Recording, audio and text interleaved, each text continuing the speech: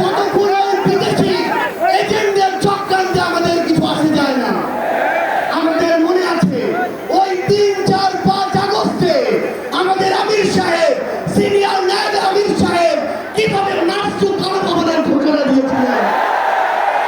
আমরা স্পষ্ট করে আপনাদেরকে একটা কথা বলি, এই 24 পরবর্তী বাংলাদেশে আমরা যারা অভ্যুত্থানের সহযোদ্ধা ছিলাম, আমরা যদি ঐক্যবদ্ধ থাকি, আগামীর বাংলাদেশে আর কোন ফ্যাসিস্ট কোন নামে কোন ব্যক্তিকে সামনে রেখে কোন দলকে সামনে রেখে এই বাংলাদেশে দাঁড়াতে পারবে না। এখন জনগণের সামনে আমাদের দৃষ্টান্ত স্থাপন করতে হবে। আমরা আমাদের কাজের মাধ্যমে প্রত্যেকটি ক্ষেত্রে যেন সেই দৃষ্টান্ত স্থাপন করতে পারি। আজকে যখন আমি আসছিলাম, রাস্তার আশেপাশের প্রত্যেকটি মোড়ে আমার ইসলামী আন্দোলন বাংলাদেশের সহযোদ্ধারা ট্রাফিকিং এর কাজ করছে। এটাই হচ্ছে দৃষ্টান্ত যে আমরা কাজ করব, আমাদের রাজনৈতিক সমাবেশ করব, একই সাথে জনগণের যেন দুর্ভোগ না হয় সেটাও আমাদের মাথায় থাকবে। আমরা এর আগেও দেখেছি এই মাঠে প্রোগ্রাম হয়েছে, প্রোগ্রাম শেষ করে মাঠের প্রত্যেকটি ময়লাকে পরিষ্কার করা হয়েছে।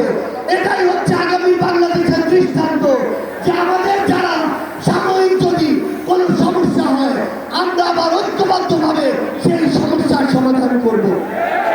একটা জিনিস মনে রাখতে হবে, এই অভ্যুত্থানে আপনারা যখন ঢাকার গুরুত্বপূর্ণ পয়েন্টগুলো থেকে শুরু করে দেশের বিভিন্ন রণক্ষেত্রে অংশগ্রহণ করেছেন, আপনাদেরকে পাঞ্জাবি পায়জামার টুপি থেকে টার্গেট কিলিং করা হয়েছে। আমার মাদ্রাসার অসংখ্য ভাই এই টার্গেট কিলিং এর শিকার হয়েছে। আগামী বাংলাদেশে কেউ যেন কাউকে ট্যাগিং করে টার্গেট কিলিং এর শিকার না করতে পারে সে বিষয়ে আমাদের ঐক্যবদ্ধ থাকতে হবে। আমরা সংস্কার বিচারকে সামনে রেখে আমাদের এই লড়াই করছি। আপনারা পিআরের কথা বলেছেন, এই যে পিআর আগামী বাংলাদেশের সংসদে আমরা যদি আসলে জনগণের প্রতিনিধিত্ব চাই তাহলে আগামীতে এই পিআর নিয়ে আমাদের আরো জোরসোরে ভাবতে হবে।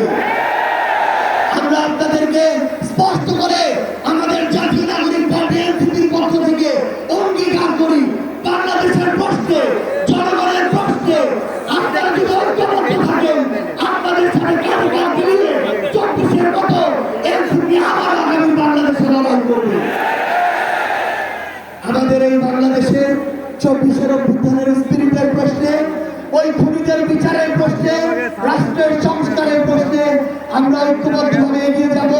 আমরা যতদিন ঐক্যবদ্ধ থাকবো ততদিন এই বাংলাদেশে আর কোনো হাসিনা মাথা উঁচু করে দাঁড়াতে পারবে না। ইনশাআল্লাহ আপনাদের সাথে আমাদের আবারও দেখা হবে রাজপথের লড়াইয়ে অথবা বিজয়ে। ততদিন পর্যন্ত সত্যের সাথে থাকবেন, ন্যায়ের সাথে থাকবেন। যত বড় খুনি, যত বড় সাহসী, যত বড় নেতাই ফ্যাসিস্ট হয়ে ওঠার চেষ্টা করুক না কেন, আমরা ঐক্যবদ্ধভাবে তাদেরকে প্রতিহত করবো ইনশাআল্লাহ। ইনকিলাব জিন্দাবাদ।